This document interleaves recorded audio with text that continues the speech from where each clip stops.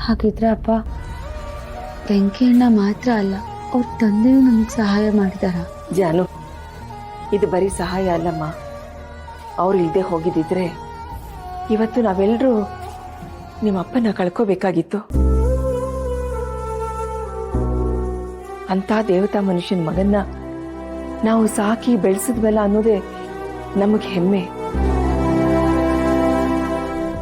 ಅವ್ರ ಋಣನ ಹೀಗಾದ್ರೂ ತೀರ್ಸೋದಿಕ್ಕೆ ಆ ದೇವ್ರ ಅವಕಾಶ ಮಾಡಿಕೊಟ್ನಲ್ಲ, ಅದೇ ನಮಗೆ ನೆಮ್ಮದಿ. ಅವ್ರ ತಂದೆ ಏನೋ ನನ್ನ ಪ್ರಾಣ ಉಳ್ಸಕ್ಕೆ ಹೋಗಿ ಅವ್ರ ಪ್ರಾಣ ಕೊಟ್ರು. ಪಾಪ ನಮ್ಮ ವೆಂಕಿ ಈ ಕಡೆ ಅಪ್ಪನೂ ಕಳ್ಕೊಂಡ, ಅಮ್ಮನೂ ಇಲ್ಲ. ವಿಲಿ ವಿಲಿ ವಿಲಿ ವಿಲಿ ತಕ್ಕಂತ ಒದ್ದಾಡ್ತಿತ್ತು. ಅದು ನನ್ನ ಕೈ ನೋಡೋಕ್ಕಾಗಲಿಲ್ಲ. ನಮಗೂ ಮಕ್ಕಳಿರಲಿಲ್ಲ, ಕರ್ಕೊಂಬಂದು ಸಾಕೊಂಡ್ವಿ. ಅವ್ರ ತಾಯಿನ ಹುಡುಕ್ಸೋದಕ್ಕೆ ಎಲ್ಲ ರೀತಿ ಪ್ರಯತ್ನ ಮಾಡಿದ್ವಮ್ಮ. ಆದರೆ ಅವ್ರು ಎಲ್ಲಿ ಹೋದ್ರೋ ಹೇಗೆ ಹೋದ್ರೋ ಒಂದು ಸುದ್ದಿ ಗೊತ್ತಾಗ್ಲಿಲ್ಲ. ವೆಂಕಿನೂ ನಮ್ಮ ಜೊತೆ ಆರಾಮಾಗಿ ಬೆಳೆಯಕ್ಕೆ ಶುರು ಮಾಡ್ದ. ನಾನು ಕುಟುಂಬದ ಕಡೆ ಗಮನ ಕೊಟ್ಟೆ, ಅದು ಹಾಗೆ ಮರ್ತೇ ಹೋಯ್ತು.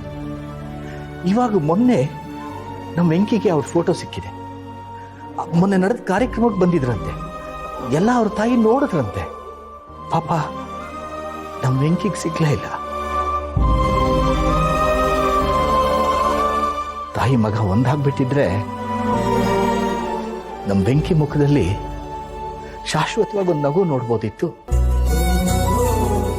ಏನೋ ಅದಕ್ಕಿನ್ನೂ ಕಾಲ ಕೂಡ ಬಂದಿಲ್ಲ ಅನ್ಸುತ್ತೆ. ಯೋಚನೆ ಮಾಡ್ಬೇಡಪ್ಪ, ಒಳ್ಳೆಯವ್ರಿಗೆ ದೇವರು ಯಾವತ್ತೂ ಒಳ್ಳೇದು ಮಾಡ್ತಾನಂತೆ. ಆದಷ್ಟು ಬೇಗ ಅವ್ರಿಗೆ ಅವ್ರ ತಾಯಿ ಸಿಗ್ತಾರೆ. ಹೌದು ಜಾನು, ನಾವೆಲ್ಲರೂ ಅದನ್ನೇ ಬಯಸ್ತಾ ಇರೋದು.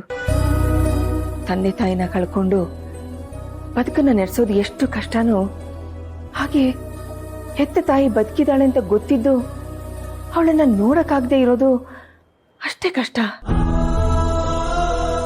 ಈ ನೋವನ್ನೆಲ್ಲ ನಮ್ಮ ಬೆಂಕಿ ಹೇಗೆ ಸಹಿಸ್ಕೊಂಡಿದ್ದಾನೋ ಏನೋ, ಆದ್ರೆ ಅವನು ಯಾವತ್ತೂ ತನ್ನ ನೋವನ್ನ ಇನ್ನೊಬ್ರಿಗೆ ತೋರಿಸ್ಕೊಂಡೇ ಇಲ್ಲ.